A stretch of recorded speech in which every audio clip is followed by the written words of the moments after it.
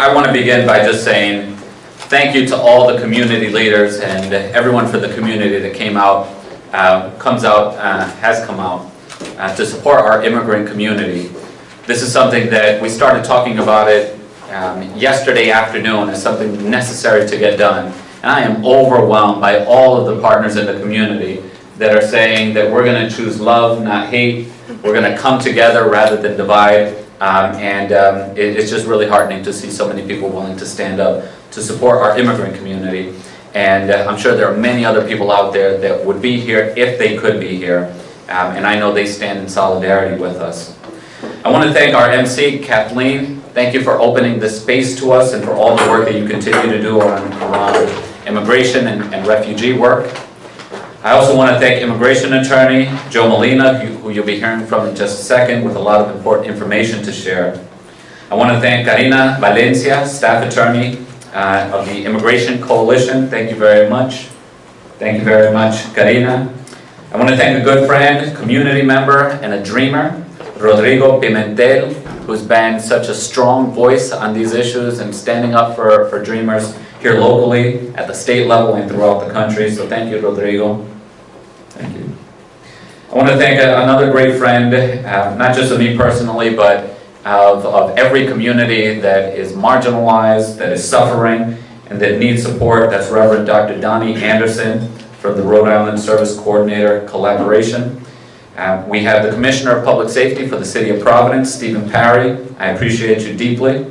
State Rep Marcia Langman Vasil. Means a lot to all of us to have you here representing the state. And we have another great friend, a councilman from Central Falls, Franklin Solano. And this is a reminder, it's not just about Providence. This is standing in solidarity with every community. So thank you again to all the organizations, to all the partners, and to all the stakeholders. It really is a great representation of our entire community that's standing up here today. It's one that not only stands together, but that supports our most vulnerable in time of great need. For weeks now, the Trump administration has been issuing reports and spreading fear in our communities across the country. The threat of nationwide deportation raids has cast a dark cloud of uncertainty, and it has caused panic in working families from coast to coast. Many of us cannot fathom the very real, frightening, and terrifying nightmare that some of our neighbors are living through right now simply because of those tweets and those words. Fear is driving them into the shadows, and that affects all of us. When people feel targeted, they disconnect themselves, and that affects our sense of community, our economy, our culture, and every part of our way of life. We have approximately 11 million undocumented immigrants living in the United States at this moment. We didn't get here overnight. We're not going to solve this issue overnight, regardless of what the president says and his fear-mongering of deportation raids throughout the country. This is simply feeding red meat to the base, and it's not something that's actually solutions-oriented. It's just meant to spread fear. But this dark period in our nation's history that we are living through right now makes it clear more than ever that we need comprehensive immigration reform at the federal level. We understand and we agree that some folks are seriously suffering. We cannot stand idly by and be silent when we have otherwise perfectly law-abiding residents whose lives have been thrown in limbo as we search for a viable pathway to legal status.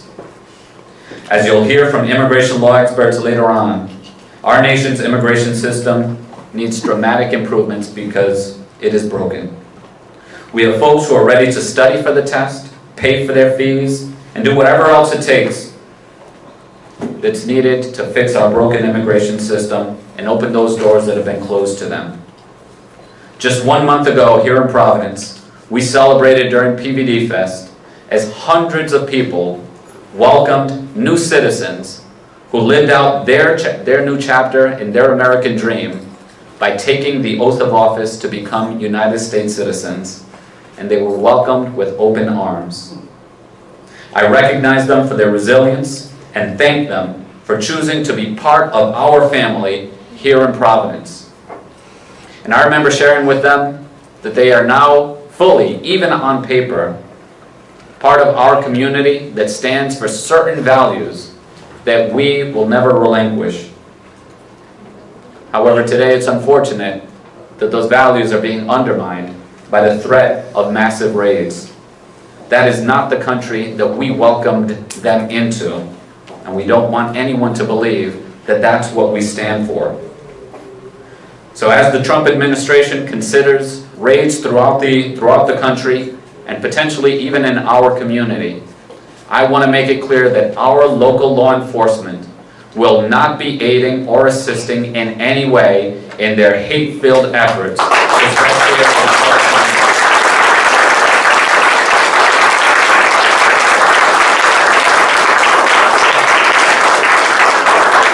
I am disheartened that the administration in Washington and ICE have chosen division over inclusivity and hope and fear over hope. This comes after months of families being separated at the border, children living in cages, and inhumane living conditions being spread into our detention centers. By once again proposing the separation of families, they have deepened those cords that divide us throughout the country. This level of cruelty is simply unacceptable and un-American. One family being affected by this is one too many, and we're not going to stand for it in our community. While we do not know exactly what may come, as a community, we want everyone to know that we stand by all of our residents, regardless of their immigration status. And it's unfortunate that I have to repeat this, but I want to make this abundantly clear. Now, many people say that this is about harboring criminals. This could not be further from the truth. Our local law enforcement spends all of their time making sure that if there are dangerous criminals in the community, that is addressed. What we are talking about here is something entirely different. These are families simply looking for their own version of the American dream. They come here full of hope, doing whatever it takes and make any sacrifice so that their children can have a better life. It is our responsibility as Americans to stand up for them and let them know that this is their home, regardless of their immigration status. Each resident is a contributor to our vibrant, thriving community. Each resident is an invaluable part of who we are.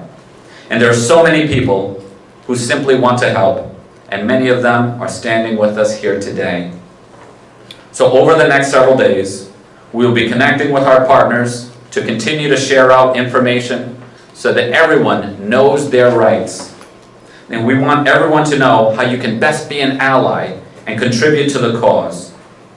And God forbid something does happen in our community, we want those who are affected to know the information that will be vital on what steps they need to take. We will be sure to share the latest developments as they come in, and we want everyone to know that Providence Police will not be part of these inhumane immigration actions in our community. Whatever may come, I know that here we will stand as one Providence. Thank you, everyone.